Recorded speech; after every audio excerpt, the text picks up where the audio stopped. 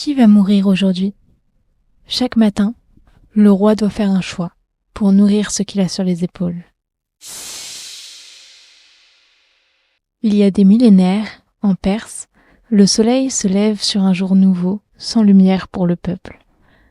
Il se glisse sur les montagnes sèches, accroche les murs de pierre blanche et vient frapper les colonnes immenses du palais. Dans la cour intérieure, l'eau des bassins est immobile. Personne ne parle. Ce nouveau jour, comme tous les autres, n'apportera que la mort. C'est Zahak, le roi au serpent qui a instauré cette crainte.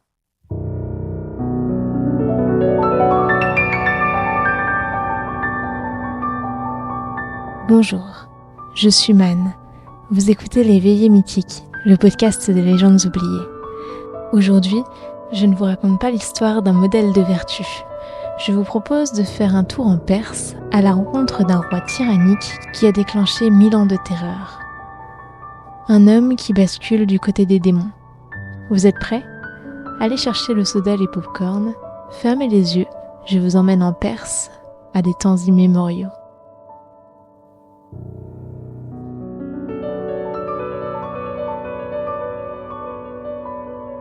Notre histoire, en effet, commence il y a bien longtemps, dans les déserts persans.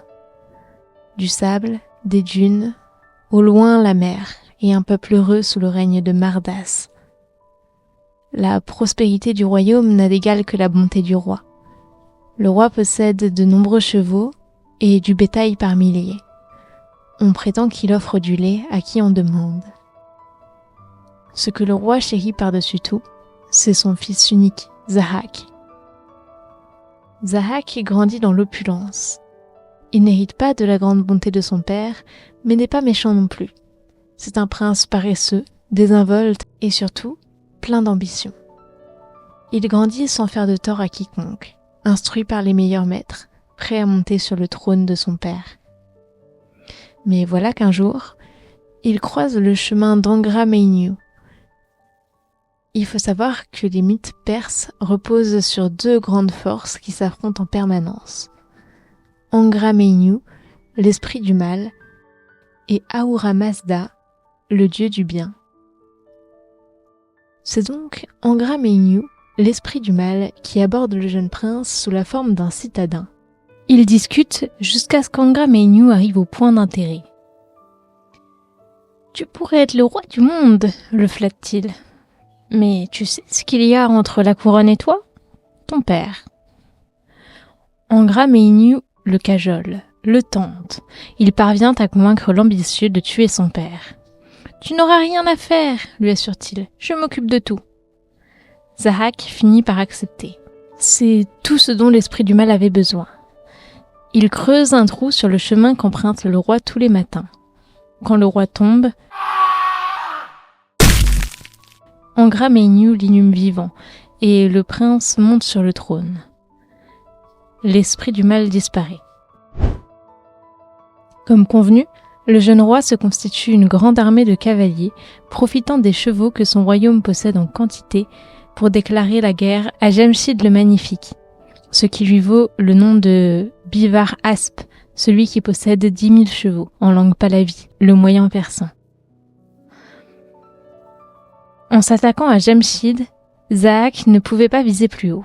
Jamshid est le 4e roi des rois et le plus grand de tous. Prendre le trône de Jamshid, c'est régner sur le monde entier. Jamshid commandait aux anges et aux démons. Sous son long règne, l'humanité a connu beaucoup de progrès scientifiques.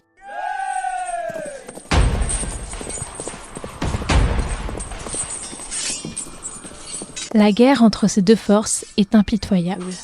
Les cavaliers de Zahak sont plus puissants, mais les fantassins de Jamshid sont plus nombreux.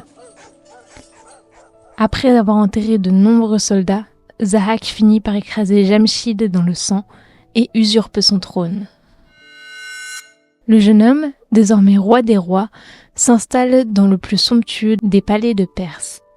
Il règne d'abord sans fait notable, ni bon ni mauvais. C'est un fainéant qui ne renverse rien à la situation. Un jour, Un cuisinier se présente à lui promettant de lui cuisiner des plats délicieux, des plats comme il n'en a jamais mangé auparavant. Zahak accepte et, sans le savoir, il introduit dans ses cuisines Angra Mainyu sous une autre forme. L'esprit du mal prend les commandes de la cuisine et fait goûter au roi pour la première fois des plats à base de viande. Agneau, mouton rôti caramélisé et assaisonné aux épices, l'esprit se donne du mal pour préparer des festins dignes des plus grands chefs. Le roi, qui n'en croit pas ses papilles, convoque immédiatement le cuisinier. Il le remercie et lui accorde d'exaucer le souhait qu'il formulera. Pour la deuxième fois, Angra Mainyu obtient ce qu'il veut. Il ne demande qu'une chose, embrasser les épaules du roi. Sans chercher à en comprendre davantage sur la nature de la requête, le nonchalant Zahak accepte. Angra Mainyu s'exécute et disparaît, tandis que naît une grande confusion dans la salle du trône. Un serpent a jailli de chaque épaule du roi. Ce sont 2 grands serpents noirs, sifflants, menaçants. Aussitôt, le roi saisit son sabre et les tranche, mais il repousse. Toute la cour essaye d'éliminer les serpents, mais rien n'y fait. Chaque fois, il pousse de nouveau. Tous les plus grands médecins du pays défilent devant Zahak, mais aucun ne lui trouve de remède. Et les serpents sont de plus en plus furieux. Ils s'agitent et menacent la vie du roi. Alors que tout semble désespéré, un médecin inconnu de tous pousse les portes du palais royal. Le médecin n'est autre évidemment qu'Angra Mainyu. Il propose un remède étonnant. Mais face au désespoir et à la peur de la mort, le roi l'accepte. Pour la 3e fois, l'esprit du mal obtient ce qu'il veut. Pour empoisonner les serpents, il faudra les nourrir de cerveaux humains. Au début, le remède semble calmer les serpents. Mais plus le temps passe, plus les serpents grossissent. Ils ont besoin de plus en plus de cerveaux pour les nourrir. Le monde plonge dans la terreur. Le roi fait exécuter de plus en plus d'hommes, de femmes et surtout d'enfants dans son royaume pour nourrir ces monstres. Les temps sont sombres et propices aux démons qui hantent le monde comme jamais auparavant. Une nuit, le sommeil du roi est agité. Il fait un songe où 3 hommes l'assomment à coups de masse. Une masse à tête de bœuf. Inquiet, il fait venir un sage pour interpréter son rêve. « Hélas, votre majesté, nul n'est éternel, » lui répond le sage. « Un jour, un homme du nom de Feridun causera votre perte. » La prophétie jette une ombre sur le cœur du roi. Rongé par la crainte, il cherche à agrandir son armée, la peupler de démons qui combattront aux côtés des hommes. Enfin, pour obtenir le soutien de son peuple, il fait venir des hommes appréciés de tous, bons et sages. Il leur demande de signer un contrat qui assure à tous qu'il est bon et que ses actions sont justes. Parmi les hommes convoqués, il y a le forgeron Kaveh, qui a déjà perdu 17 fils pour les crocs des serpents. Kaveh n'a plus qu'un fils. Pour le convaincre, Zahak lui promet d'épargner son dernier fils. Pour toute réponse, le forgeron déchire le contrat et quitte la cour royale. Apprendre la menace qui plane sur le roi du monde lui a redonné espoir. Il retire son tablier de forgeron pour en faire un étendard et rassemble les gens du peuple autour de cette petite lueur pour en faire de la braise ardente. Ensemble, ils partent à la recherche de Feridun dans les montagnes d'Albrok, où la rumeur dit qu'il s'est réfugié avec ses parents et un bœuf. Feridun rejoint l'insurrection. Pour fêter l'avancée, Kaveh lui forge une masse à tête de bœuf. Feridun aide Kaveh à former une immense armée de rebelles insurgés. Il monte au palais et le roi effrayé fuit en Inde, mettant un terme à 1000 ans de règne et de terreur. En Inde, Zahak est rejeté. Il revient dans son royaume, mais il n'est pas le bienvenu. Les soldats, mais aussi le peuple et chaque créature vivante de son royaume le chassent. Il décide alors d'attendre la nuit pour s'immiscer discrètement dans son palais. Il parvient jusqu'à l'intérieur, mais voilà qu'il tombe sur sa courtisane préférée, en compagnie de Feridoun.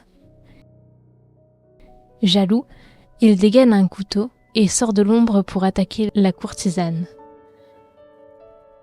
Feridoun, furieux, sort sa masse à tête de bœuf pour abattre le roi déchu. Seulement, un ange descend du ciel et dit à Feridoun de ne pas essayer de tuer Zahak. Il est immortel.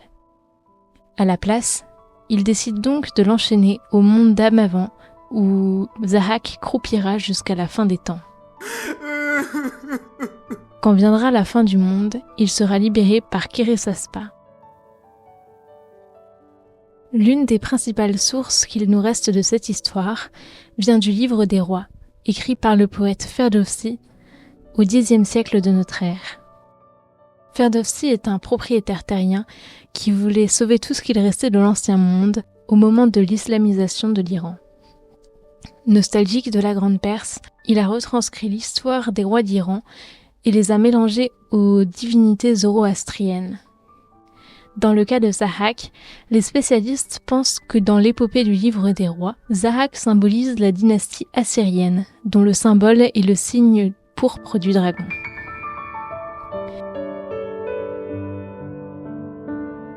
C'était l'histoire de Zahak, à la croisée de l'histoire et du mythe zoroastrien. J'espère qu'elle vous a plu, qu'il ne vous reste plus de popcorn depuis des minutes qui sont passées comme des secondes sur cet épisode. Sur ce, je vous souhaite tout ce qu'il peut vous arriver de meilleur, c'est-à-dire de vous abonner aux Veillées Mythiques et de me retrouver dans 2 semaines pour un prochain épisode.